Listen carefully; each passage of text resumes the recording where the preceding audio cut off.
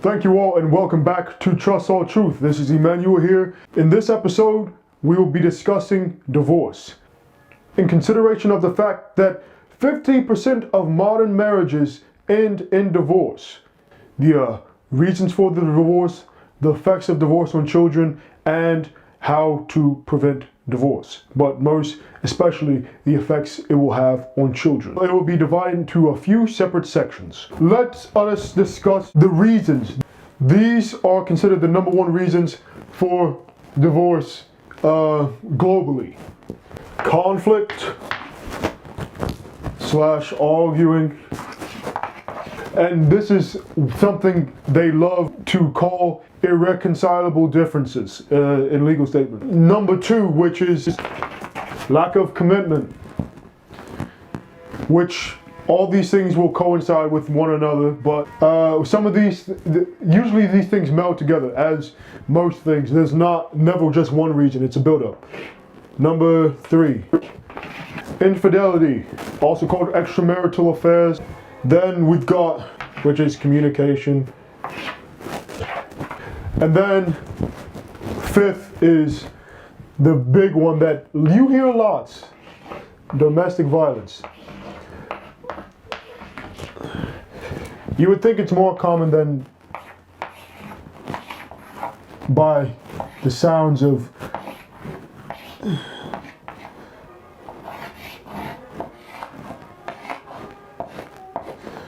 Right, so we got those top 5 reasons for divorce today. So what does that consist of?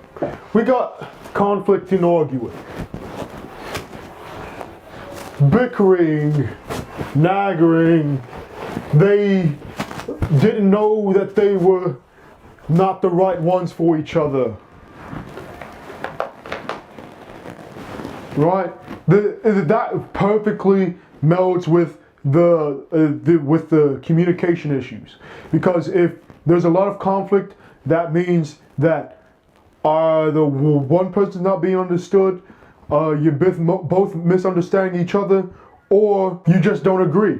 Right, which would have been a communicative issue in the beginning of the relationship, before the marriage. Now, I'm considering marriage not necessarily just the legal sense. I'm considering a marriage as in a committed relationship. Anything over a year, even before children. Lacking of communication, you either have ideological differences, or there's work. Someone is too much work, not getting enough attention. So that's another one, is distance within the relationship, or a lack of physical intimacy, which is a big thing.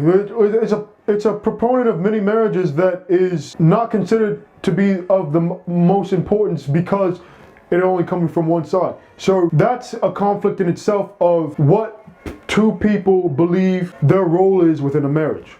So if you don't have an understanding what your role is inside of the marriage, what duties you have to perform, what duties are being performed by your partner, and the things that you do to reciprocate what's being received, then the purpose of your relationship and what you believe it to have been or want it to be cannot be so without analyzing those things. Then we've got a lack of commitment. Lack of commitment, where you make this promise to one another, but you just can't stick to it, right? You didn't recognize how much work it would take. It's just like signing up for a job that you're not qualified for, and then you get frustrated because the things that you're required to do, you don't have the skills to perform in. So acknowledging that you're not ready for that, but then also taking the time and the effort to get the job to begin with, and then sort of swindled someone into believing that you're capable of performing this job. Then when you get into the thick of it, that you're just not reliable nor competent enough to perform the duties as required. This is one of those things where people either overestimate themselves, overestimate their partners, or underestimate the problems that they see beforehand. So all those things lead into that conflict aspect, and leading to that lack of commitment, where you just want to quit something even when there's a difficulty, even if it's something that you can overcome. you're not willing to because you feel like the effort isn't worth what you're getting out of it for some reason, or you overestimate yourself and your partner's overestimating you, and you're too lazy to work through these issues. Lack of commitment could be for financial issues, where because this person's not making the amount you thought they'd make, or not providing the lifestyle that you're used to, or that you were promised, or that you assume that you have, that now you want to go for something better, right? While I consider these things as they're reasonable to a degree, I also consider the role that you yourself played in that. Now, I'm not saying by any means that divorce is not necessary in some cases. It certainly is. For the most extreme of cases, I believe, though. I believe most relationships shouldn't have lasted until marriage anyway, because most of those relationships, the people weren't compatible before they were married. All those things about their partner most likely could have been learned before they made that commitment. Then we get into this infidelity thing, where for reasons, there can be a multitude of reasons. There's excuses people give for why they step outside the marriage. Ultimately, it's you want something new, right? It doesn't even have to, everyone has anyone that's been in an extramarital affair or infidelity will give you their reasons, whether they knew it was wrong and it was the adventure, it was the thrill, it was the fear of getting caught, all these things, or it was I wasn't getting attention and I had to step outside to get the attention, and someone that really cared about me, I decided to share myself with them because they provide the attention to me that you didn't provide within the marriage, right? All these reasons. So stepping outside of your own marriage, if that's not your deal, if that's not something you're okay with, if that's not something you agreed to, right?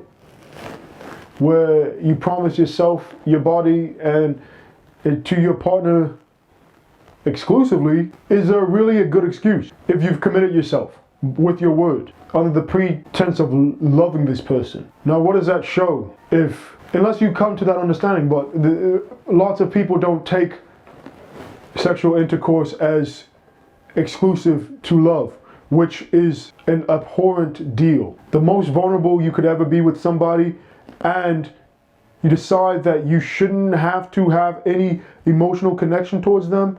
The most extreme of emotional connections before the most extreme of physical connection outside of death and birth. Sex is the third most extreme physical sensation anyone could ever experience. It's the second closest you can be to another human being. The closest is a mother to their child.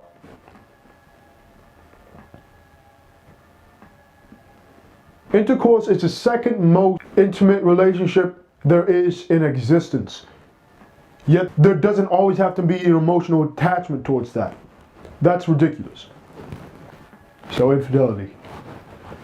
And then we go distance in relationship, lack of physical intimacy. That lack of connection, that lack of communication of what do I need from you. With this is the part. This is going to have to be recuperated when you're here. I do this while you're away. I've got this to deal with. This is something I need, right? There seems to be not a lot of compromise when it comes to sexual relationships. So I'll give you an example. One of the most common things you'll hear, a sexless marriage, where the female, after a certain point, before the relationship or at the beginning of the relationship, very sexually available to the man, and then time, work, job come between that. The male is usually still sexually wanting and longing, and the female is just like, put that back, we can do that later. No, I can't do that right now. No. These things which may or may not be reasonable, it's reasonable for a certain amount of time for the man to, resist stepping outside of a marriage, right? Or being able to just tolerate not having his want within the marriage provided for. At that point, if that's something that was sort of an expectation within the marriage, where he does his part, and that's that he does this external fact, maybe providing for the household, providing all these necessities, and she in a traditional relationship, which does it exist in the modern day? It does, but they're a lot more dynamic and a lot more fluid with the roles. They're not as stagnant, which is some ways a good thing, some ways it's not helpful, that separation and commingling of that forceful, equality within workplaces and all these things are being subsidized and you're getting promoted. It's a very discriminatory. If you understand what the word discriminate means, it's not using a negative connotation. It's just specifically targeting a specific class and changing it. There's a sexist marriage on either side, and maybe it's a male that's withdrawing from sex for whatever reason. Maybe he's not attracted to the wife or anything. These lots of factors go into these. There's weight, there's disability, there's dysfunction with their body. It also goes with disability, sickness, illnesses. There's all these circumstances where this could be so. And if that act is not somehow replaced, then there's going to be this sort of accumulation of vitriol, right? There's going to be this temptations that arise. And right now I'm specifically talking about without children. These things are things that will affect you with children and without children, but right now I'm speaking specifically without children. So then we got domestic abuse, which can be either physical or emotional. Physical domestic violence, obviously, is the most concerning of them all, because you could potentially be causing a death to this person. So you're putting them closer to death than necessary, than life would on its own. And that's certainly a good reason, best reasons to get a divorce, right? But you're not disciplining an adult with violence, but it's just ridiculous. When it comes to emotional abuse, that's a lot more nuanced. When I consider emotional abuse, it would have to be intentional infliction of mental distress that you are intentionally causing to this person. So words purposely causing feelings in this person of stress, potential lies, cruelty with your words. And if one is thinking they're speaking truth, right, without the compassion or the effort to do something about those things that you're complaining about, if there is truth in any of the statements, you're verbally attacking someone, just insult upon insult, that's certainly not a healthy environment to be in. There are the indicators of that sort of behavior I consider to be detectable. I've talked about that in a previous relationship video. I'll engage more with that soon.